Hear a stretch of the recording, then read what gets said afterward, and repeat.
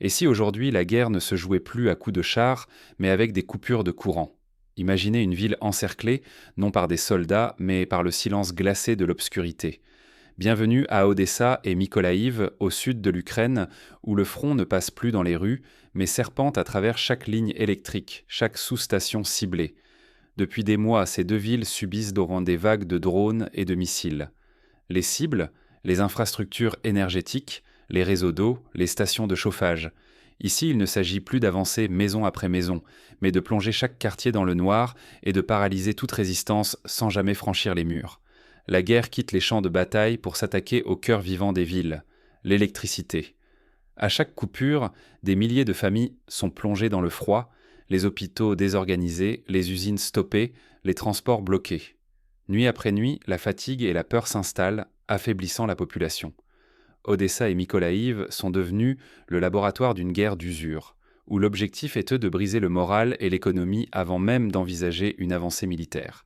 Derrière chaque attaque se cache une logique: étouffer sans occuper, épuiser sans risquer de lourdes pertes. Ignorer cette nouvelle guerre, c'est courir le risque de sous-estimer sa portée. Ce ne sont pas de simples destructions, mais une méthode pour transformer des villes pleines de vie en coquilles vides, saboter l'économie et miner la résilience morale. Le danger?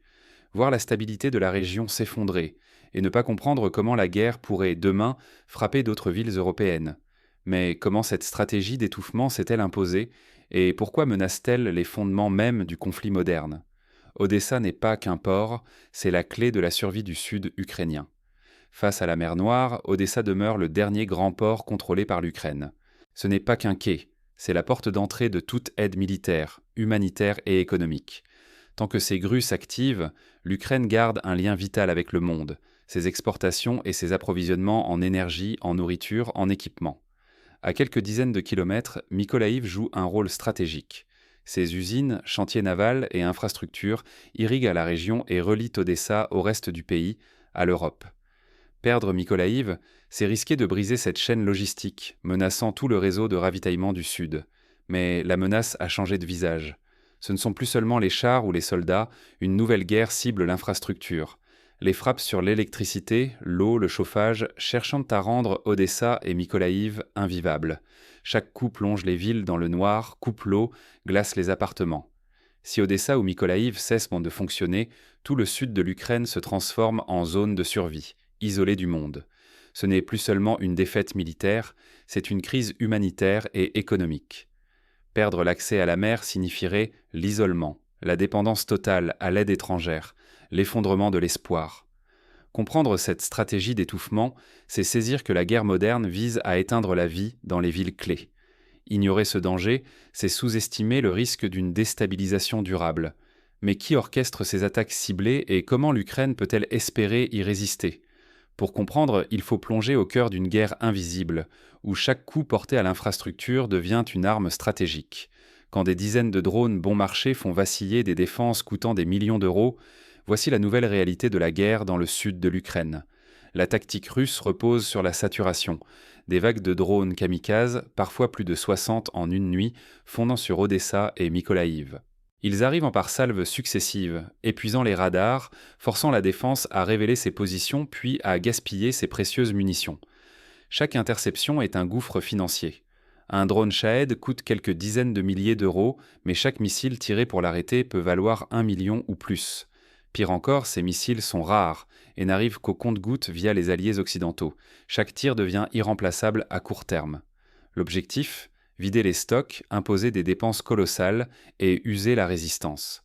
Même si la plupart des drones sont détruits, il suffit de quelques percées pour provoquer des coupures de courant massives. Un seul impact sur une sous-station peut plonger des quartiers entiers dans le noir, couper l'eau, paralyser les transports. Ce n'est pas une destruction aveugle, mais une stratégie de guerre économique et psychologique. L'Ukraine doit choisir défendre ses villes en brûlant ses dernières réserves ou accepter des blackouts qui sapent le moral. Pendant ce temps, la Russie alimente la cadence, envoyant chaque nuit de nouveaux drones. Le plus grand danger, que cette spirale d'usure finisse par rendre les villes indéfendables, creusant la dette ukrainienne et décourageant les soutiens occidentaux. Moins de missiles, plus de cibles vulnérables, des civils chaque nuit plus exposés, l'étouffement avance implacablement. Mais au-delà des chiffres et des tactiques, Que vivent les habitants d'Odessa et de Mykolaïv sous cette menace permanente? Dans les rues d'Odessa, la routine se réinvente à chaque alerte. Comment la population s'adapte-t-elle à une guerre d'usure qui ne laisse aucun répit? Une nuit sans électricité, ce n'est pas juste une lumière qui s'éteint, c'est la vie suspendue, la routine avalée par l'ombre. À Odessa et Mykolaïv, chaque frappe coupe l'eau, le chauffage ou la lumière, forçant les habitants à réapprendre à survivre sans le moindre confort. Quand la pénurie s'installe, il faut improviser ou partir, parfois même quitter son pays, alors que l'espoir s'amenuise. Les équipes de réparation vivent une course contre la montre infernale. À peine une ligne réparée, une autre est frappée. C'est un cercle vicieux. L'énergie du désespoir lutte contre la répétition des attaques sans jamais offrir de répit. Pour ceux qui réparent, chaque nuit est un recommencement. Le lendemain n'apporte aucune promesse d'apaisement. Le moral s'effrite. L'obscurité, le froid, la soif rongent les nerfs et minent la solidarité. Beaucoup rêvant de partir, certains le font, gonflant les flux migratoires vers d'autres régions ou vers l'étranger. Le spectre d'une crise humanitaire s'étend, menaçant l'équilibre régional et la résistance ukrainienne, mais aussi la stabilité de tout le sud du pays. Ignorer ces effets, c'est jouer avec le feu. La souffrance et l'épuisement des ressources risquent de transformer une zone de résistance en une terre d'exil, sapant la capacité d'Odessa et de Mykolaïv à tenir. Au-delà de l'enjeu local, c'est la résilience de l'Ukraine et celle de ses alliés qui se décident ici, dans cette guerre d'usure silencieuse. Mais comment en est-on arrivé là? Pour comprendre la portée de cette stratégie, il faut revenir à la nouvelle doctrine de la guerre moderne, où l'énergie est devenue une arme principale. Et si la survie d'Odessa ne reposait plus seulement sur la bravoure locale, mais sur des décisions prises à des milliers de kilomètres? La nouvelle phase du conflit bouleverse tout. La défense urbaine doit s'adapter à une pluie incessante de drones et de missiles. Désormais, multiplier les abris ou réparer sans relâche ne suffit plus. Il faut anticiper, optimiser chaque système anti-aérien, repenser la stratégie face à des ressources qui s'épuisent. Chaque nuit, la ville devient une cible mouvante. Le moindre point faible est exploité pour frapper le cœur du réseau électrique, plongeant des quartiers entiers dans le noir. Les équipes techniques, héroïques mais épuisées, peinent à suivre le rythme des destructions. La réparation ne doit plus être une simple réaction. Il s'agit d'organiser en amont une coordination serrée avec les alliés occidentaux, prévoir les pièces, stocker en avance, dessiner des plans de secours avant la prochaine frappe. Mais un danger sournois plane. L'aide occidentale, jusqu'ici salvatrice, dépend désormais de choix politiques imprévisibles.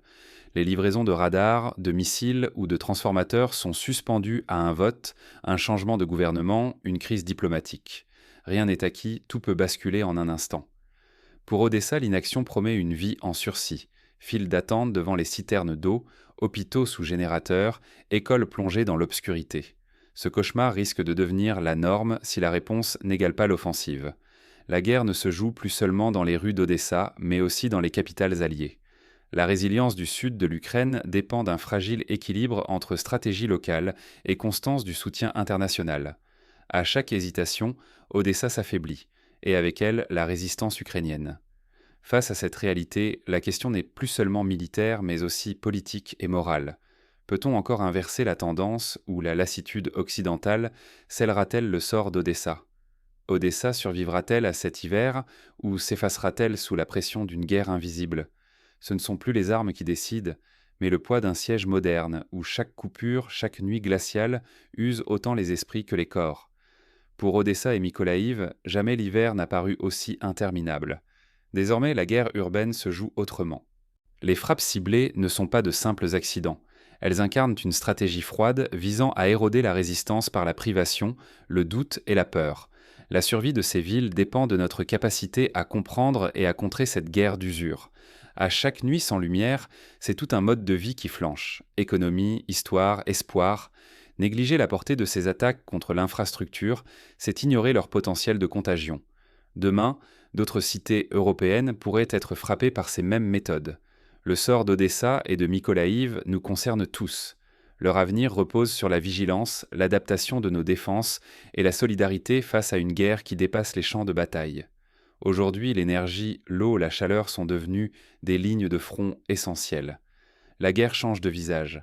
Restons attentifs à chaque interruption, chaque témoignage venu du sud de l'Ukraine. Car détourner le regard, c'est risquer de perdre plus que le confort, c'est fragiliser les remparts invisibles de notre propre sécurité.